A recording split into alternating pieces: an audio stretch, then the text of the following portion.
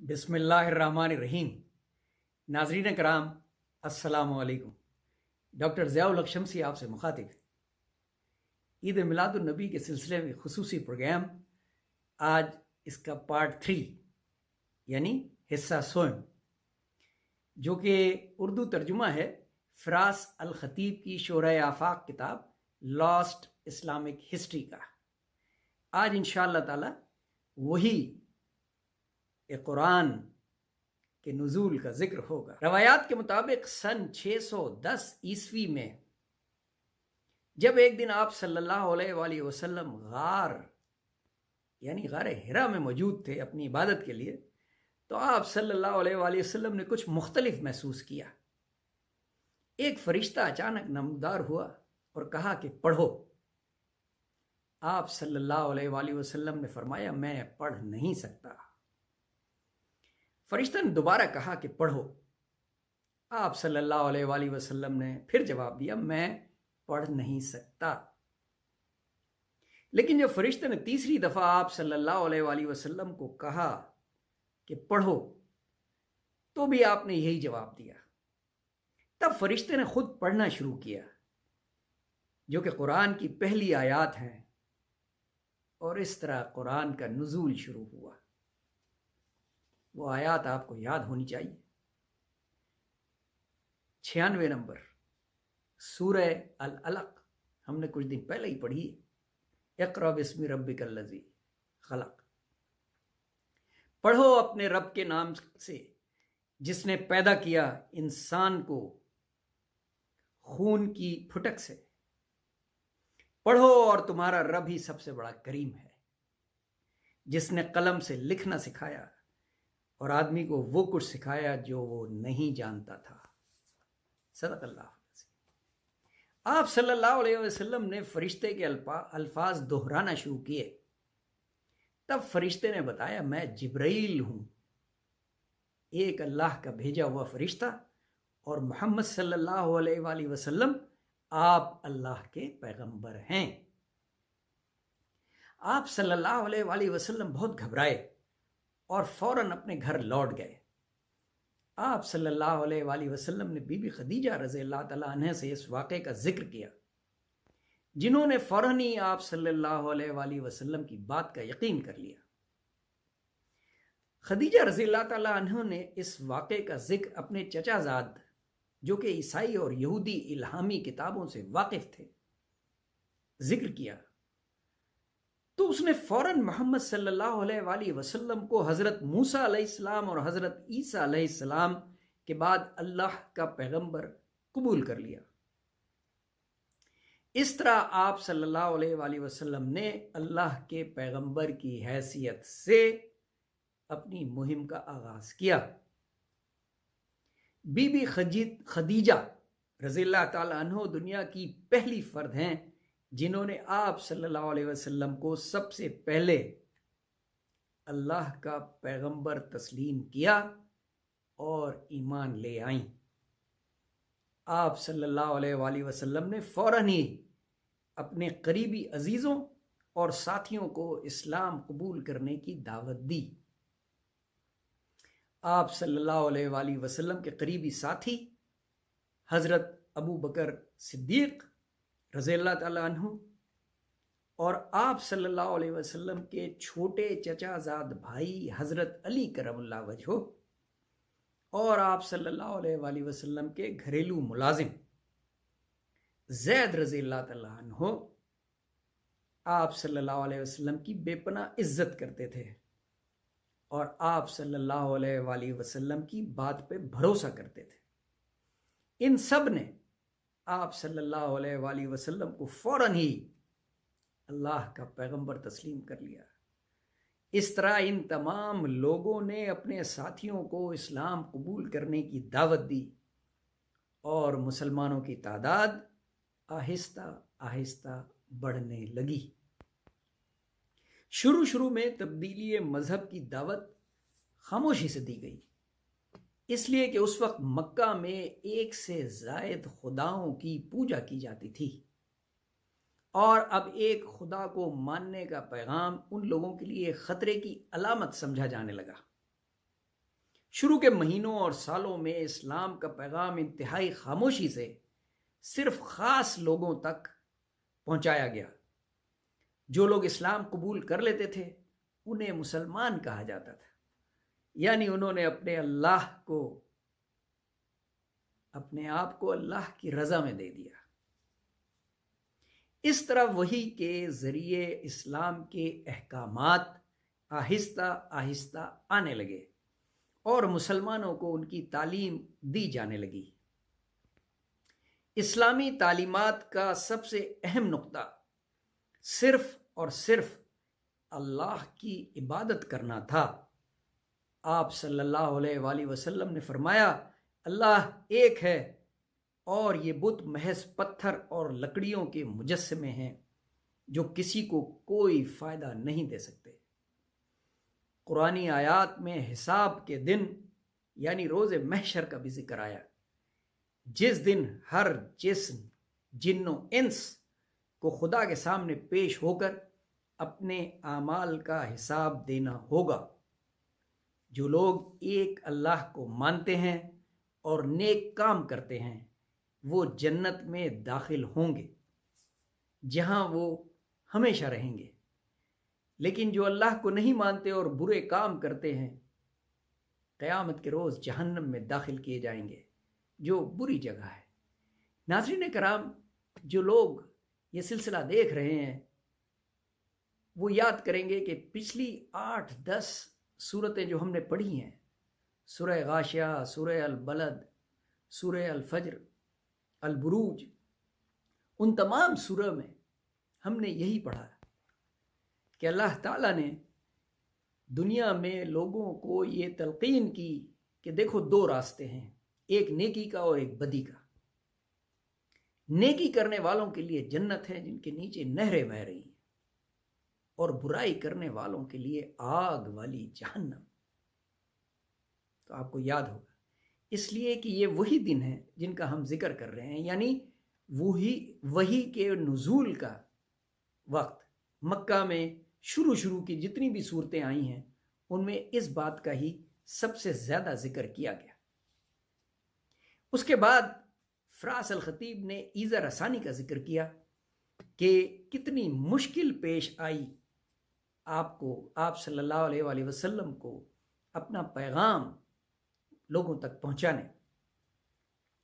قریش کے سرداروں نے یہ بھی کوشش کی کہ اسلام مکہ سے باہر نہ پھیل سکے، اسی لیے جو مسلمان ایبیسینیا چلے گئے تھے، قریش نے وہاں کے عیسائی بادشاہ نجاشی کے پاس اپنے سفیر روانہ کیے تاکہ انہیں واپس لا کے سزا دی جا سکے۔ لیکن جب آپ صلی اللہ علیہ وآلہ وسلم کے چچا زاد جعفر رضی اللہ تعالیٰ عنہ نے قرآنی آیات پڑھ کر بی بی مریم رضی اللہ تعالیٰ عنہ اور حضرت عیسیٰ علیہ السلام کے بارے میں مسلمانوں کا عقیدہ بیان کیا تو نجاشی بہت متاثر ہوا اور اس نے ان مسلمانوں کو دوبارہ مکہ جانے نہیں دیا۔ ان سخت حالات میں آپ نے اللہ کا پیغام پہنچایا۔ قریش کی طرف سے لگائی پابندیوں نے بنو ہاشم کے لوگوں کو بے پناہ نقصان پہنچایا۔ ان کے گھر چھن گئے، سامان لٹ گیا، غذائی قلت ہو گئی اور جانی و مالی نقصان نے ان کی کمر توڑ کے رکھ دی۔ ذاتی طور پہ آپ صلی اللہ علیہ وآلہ وسلم کو بہت نقصان ہوا۔ 619 عیسوی میں بی بی خدیجہ رضی اللہ تعالیٰ عنہ انتقال کر گئی۔ فوراً بعد ہی آپ صلی اللہ علیہ وسلم کے چچا ابو طالب انتقال کر گئے۔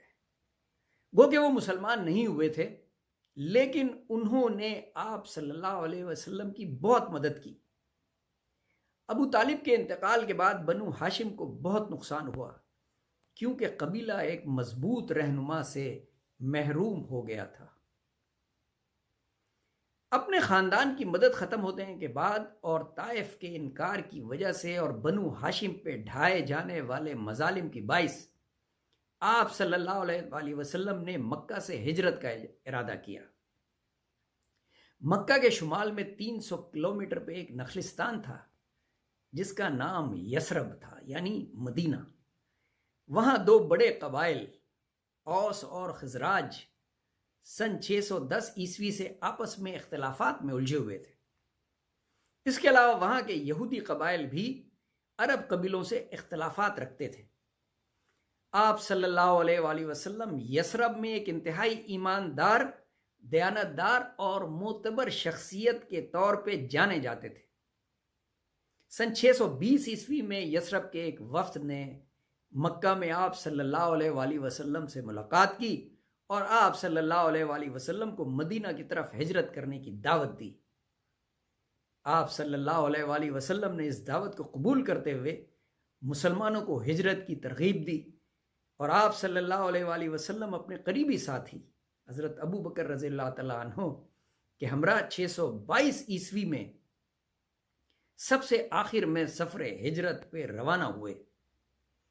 گو کہ قریش نے آپ صلی اللہ علیہ وآلہ وسلم کو قتل کرنے کا منصوبہ بنایا، لیکن اللہ کی مدد سے آپ صلی اللہ علیہ وآلہ وسلم محفوظ رہے۔ مدینہ میں حضور پاک صلی اللہ علیہ وآلہ وسلم کو یکسر ان تکالیف کا سامنا نہیں کرنا پڑا جن کا سامنا انہیں مکہ میں تبلیغ کے دوران پیش آ رہا تھا۔ ہجرت کے واقعے نے اسلامی تاریخ کو یکسر تبدیل کر دیا۔ اسی دن سے ہجری سال کا بھی آغاز ہوا۔ ناظرین کرام، چونکہ ذکر حضور اقدس کا ہے، اس لیے سب سے پہلے درود شریف پیش کریں۔ بسم اللہ الرحمن الرحیم۔ اللہم صلی علی محمد وعلی آل محمد کما صلیت علی ابراہیم وعلی آل ابراہیم انک حمید مجید۔ اللہم بارک علی محمد وعلی آل محمد کما بارکت علی ابراہیم وعلی آل ابراہیم انک حمید مجید۔ صدق اللہ العظیم۔ مدینہ میں بھی مسلمانوں کو دشمن کی نظر سے نہیں دیکھا جاتا تھا۔ آپ صلی اللہ علیہ وآلہ وسلم نے مدینہ میں دنیا کی پہلی اسلامی ریاست کی بنیاد رکھی اور خود اس کے پہلے قائد بنے۔ آپ صلی اللہ علیہ وآلہ وسلم کی قیادت میں آئندہ 10 سالوں میں مدینہ کی ریاست نے مثالی کامیابیاں حاصل کی، جس نے پورے عالم اسلام کی سیاست، معیشت اور معاشرے کو یکسر تبدیل کر دیا اور ہمیشہ کے لیے تبدیل کر دیا۔ لیکن یقیناً ایک نئی ریاست میں اپنی کچھ مشکلات بھی ہوتی ہیں، تو جو سب سے زیادہ مشکلات پیش آئیں وہ مہاجرین کے سلسلے میں آئیں، اور خاص کر مہاجرین کے بھی شناخت کے سلسلے میں، کیونکہ عرب قبیلوں میں یہ ایک بہت بڑا ان کا کلچر ہے، ثقافت ہے کہ انہیں اپنی آئیڈینٹی جو ہے وہ قبیلے کے حساب سے رکھنی ہوتی ہے۔ لیکن اللہ کے حضور نے اس مسئلے کو اتنی آسانی سے حل کیا کہ مسلمان ایک نئی قوم ہے اور سب بھائی بھائی ہیں۔ آپ نے اسلامی امہ کا تصور پیش کیا اور مسلمانوں میں اتحاد کی تلقین کی۔ محمد صلی اللہ علیہ وآلہ وسلم کے نئے سیاسی اور معاشرتی نظام کو ایک باقاعدہ دستور کی صورت میں تحریر کیا گیا۔ دستور کے مطابق آپ صلی اللہ علیہ وآلہ وسلم کی قیادت میں مدینہ ایک اسلامک ریاست ہوگی اور اسلامی قوانین کے تحت کام کرے گی۔ آپ صلی اللہ علیہ وآلہ وسلم پہ وحی کا نزول کا جو سلسلہ مکہ میں شروع ہوا تھا، مدینہ میں بھی جاری رہا۔ البتہ مدنی صورتیں طویل ہوتی تھیں اور ان میں طریقہ عبادت، لگان کا قانون، جائیداد کا بٹوارا اور غیر مسلمانوں سے رشتے کے بارے میں آگاہی کے لیے ہدایات آتی رہتی تھیں۔ آپ صلی اللہ علیہ وسلم پھر ان آیات کی تشریح کرتے تھے اور ضروری احکامات جاری کرتے تھے۔ آپ صلی اللہ علیہ وآلہ وسلم کی ان ہدایات کو اور ان کہی ہوئی باتوں کو حدیث کہا جاتا ہے، جو قرآن پاک کے بعد سب سے اہم ڈاکومنٹ ہے۔ اب بات کریں گے مارکہ آرائی کی، کیونکہ شروع میں تو مسلمانوں کو اجازت ہی نہیں تھی کہ وہ جنگ کریں، لیکن جب ضروری ہو گیا تو وہی نازل ہوئی سورہ الحج میں۔ 22ویں سورہ ہے، اس کی 39ویں اور 40ویں آیات میں کہا گیا کہ اجازت عطا ہوئی انہیں جن سے کافر لڑتے ہیں، اس بنا پر کہ ان پر ظلم ہوا اور بے شک اللہ ان کی مدد کرنے پر ضرور قادر ہے۔ وہ جو اپنے گھروں سے ناحق نکالے گئے صرف اتنی بات پر کہ انہوں نے کہا کہ ہمارا رب اللہ ہے۔ صدق اللہ العظیم۔ ان آیات کے بعد مسلمان بے چین ہو گئے جہاد کے لیے اور انہوں نے اس کی تیاری شروع کر دی، اور سن 624 عیسوی میں مسلمانوں کو موقع ملا جب صرف 300 مسلمانوں کی ایک جماعت نے قریش کے ایک قافلے کو پکڑنے کی کوشش کی، لیکن وہ اسے نہ پکڑ سکے۔ البتہ ان کی مٹبھیڑ ہو گئی ایک بڑے لشکر سے جو تقریباً 1000 مجاہدین پہ تھا، جو قریش کے تھے۔ میں انہیں مجاہدین غلطی سے کہا گیا، جنگجو جو قریش کے تھے۔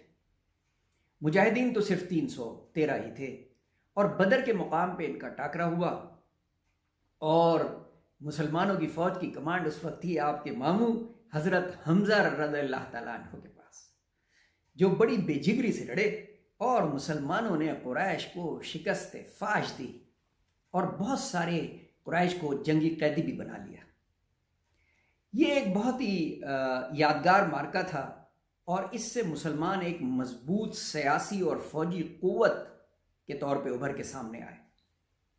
لیکن قریش ظاہر اس شکست کو ہضم نہیں کر سکے، اور ایک مزید صرف 1 سال بعد ہی ایک بڑے لشکر کے ساتھ جبل احد کے مقام پہ پہنچ گئے۔ مسلمان اس وقت اتنی تعداد میں نہیں تھے، اور لوگوں نے آپ صلی اللہ علیہ وسلم کو مشورہ دیا کہ ابھی ہم ان کو انگیج نہ کریں، لیکن ظاہر ہے آپ نے کہا کہ نہیں، ہمیں ان کا سامنا کرنا ہے۔ اور پھر مقابلہ ہوا، اور جنگ احد کا نتیجہ مسلمانوں کے لیے بہت مایوس کن رہا، اور جو خالد بن ولید جو کہ کمانڈر تھے قریش کی فوج کے، انہوں نے نہایت شاندار حکمت عملی سے مسلمانوں کی اس چھوٹی سی فوج کو شکست دی، اور اس میں حضرت حمزہ شہید ہوئے، اور پھر قریش نے ان کے جسد خاکی کی بے حرمتی بھی کی۔ خدا آپ صلی اللہ علیہ وسلم بھی زخمی ہوئے، اور پھر قریش سمجھے کہ انہوں نے اپنا مقصد حاصل کر لیا، اور پھر وہ واپس چلے گئے۔ لیکن بہرحال نہ اسلام ختم ہوا، اور نہ ہی مسلمانوں کا جو اقتدار تھا مدینہ میں خدا نخواستہ وہ ختم ہوا، اور یہ بڑھتا گیا، ماشاءاللہ بڑھتا گیا۔ اب جناب کیا ہوا کہ ایک بار پھر قریش کو سوجی کہ ہم مسلمانوں سے کو تقریباً ختم کرنے کے لیے جو ہے مہم جوئی کریں، تو انہوں نے آ کے مدینہ کو گھیرے میں لے لیا، حصار کر لیا۔ تو اس وقت ایک صحابی، ایرانی مہاجر صحابی سلمان فارسی رضی اللہ تعالیٰ عنہ نے آپ کو مشورہ دیا صلی اللہ علیہ وسلم کو کہ شہر کے ارد گرد خندق کھودی جائے۔ اسی لیے اس جنگ کا نام جنگ خندق رکھا گیا۔ وہ خندق کھودی گئی، اور اس طرح مدینہ کو کوئی نقصان نہیں ہوا، اور قریش اپنا منہ لے کے واپس چلے گئے۔ یہ 3 انتہائی اہم غزوات تھیں جن میں حضور پاک صلی اللہ علیہ وسلم نے بذات خود شرکت کی۔ بسم اللہ الرحمن الرحیم۔ ناظرین کرام، السلام علیکم۔ ڈاکٹر ضیاء الحق شمسی آپ سے مخاطب۔ عید میلاد النبی کی سیریز کے سلسلے میں آج ہماری 5ویں نشست ہے۔ پہلی 4 نشستوں میں ہم غزوات کا ذکر کر چکے ہیں، اور اب انشاءاللہ اس نشست میں فتح مکہ، اور پھر اس کے بعد حضور پاک صلی اللہ علیہ وآلہ وسلم کی رحلت تک کے حالات۔ مدینہ میں مستحکم حکومت کے بعد آپ صلی اللہ علیہ وآلہ وسلم نے فیصلہ کیا کہ اب قریش سے فائنلی نمٹا جائے۔ اللہ کی طرف سے بھی کامیابی کی نوید آ چکی تھی۔ تو سن 628 عیسوی میں محض 1500 مجاہدین کے لشکر کے ساتھ آپ صلی اللہ علیہ وآلہ وسلم نے مکہ کا رخ کیا۔ لیکن یہ لشکر جنگ کی نیت سے مکہ کی طرف روانہ نہیں ہوا تھا، بلکہ حج کی نیت سے روانہ ہوا تھا۔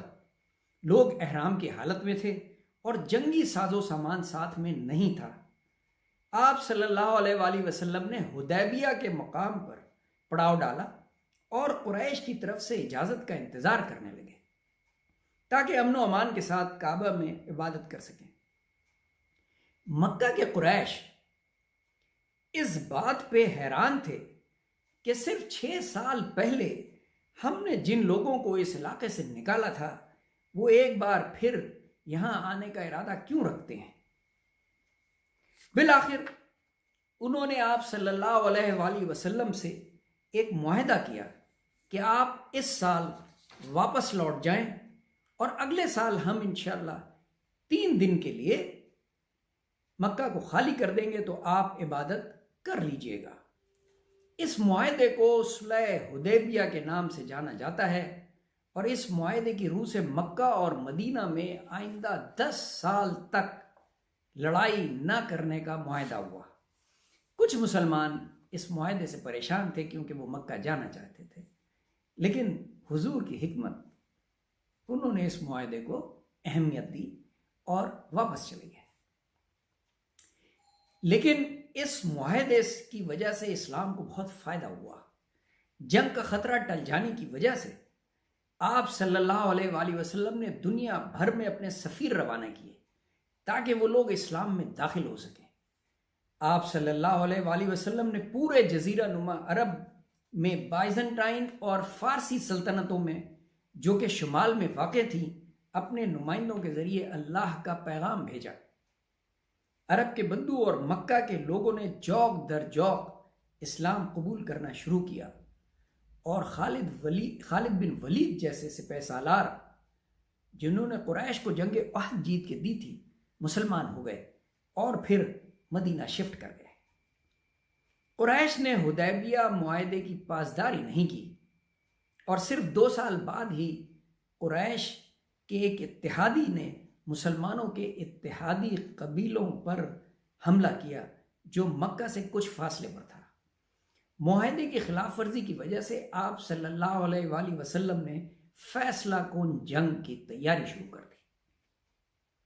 سن تھا 630 عیسوی اور آپ کے ساتھ تقریباً 10,000 مجاہدین کا لشکر، اور آپ روانہ ہوئے مکہ کی طرف۔ قریش نے بڑی کوشش کی بات چیت کرنے کی لیکن وہ ناکام ہو گئی اور مکے والوں کو اندازہ ہو گیا کہ اب وہ مسلمانوں کا مقابلہ کرنے کی طاقت نہیں رکھتے۔ چند جھڑپوں کے علاوہ قریش کوئی بڑی مزاحمت نہیں کر سکے اور آپ صلی اللہ علیہ وآلہ وسلم کی فوج بغیر کسی خون خرابے کے مکہ میں داخل ہو گئی۔ سبحان اللہ۔ آپ صلی اللہ علیہ وآلہ وسلم کی مکہ میں کامیاب واپسی اسلام کی بت پرستوں کے خلاف آخری کامیابی تھی۔ کعبہ میں موجود سینکڑوں بتوں کو تلف کر دیا گیا اور کعبے کو صرف ایک خدا کی عبادت کے لیے کھول دیا گیا۔ قریش کے سردار ابو سفیان سمیت تمام مکے والوں نے تسلیم کیا کہ ان کے پتھر اور لکڑی کے خدا محض بے سود مجسمے ہی تھے، اور انہوں نے آپ صلی اللہ علیہ وآلہ وسلم کو اللہ کا پیغمبر تسلیم کر لیا۔ محمد صلی اللہ علیہ وآلہ وسلم کی مکہ واپسی کسی معجزے سے کم نہ تھی، کیونکہ صرف 8 سال قبل ہی آپ صلی اللہ علیہ وآلہ وسلم کو رات کی تاریکی میں مکہ چھوڑنا پڑا تھا۔ اتنی کم وقت میں آپ صلی اللہ علیہ وآلہ وسلم کی حکمت و فراست اور اللہ کی مدد سے آپ صلی اللہ علیہ وآلہ وسلم کو یہ کامیابی نصیب ہوئی۔ ناظرین کرام، فتح مکہ کے وقت آپ صلی اللہ علیہ وآلہ وسلم کی عمر 60 برس تھی۔ قرآنی آیات اور احادیث کی مدد سے آپ صلی اللہ علیہ وآلہ وسلم اللہ کا پیغام تمام انسانوں تک کامیابی سے پہنچا رہے تھے۔ اسلام کے تمام اہم ستون جن میں اللہ پہ یقین، ایک اللہ پہ یقین، طریقہ عبادت اور طرز حکومت شامل تھے، لوگوں تک پہنچائے جا چکے تھے۔ ایک معاشرتی نظام جس نے برادری اور قومیت کے اصولوں کو رد کیا اور برابری کا درس دیا، رائج کیا جا چکا تھا۔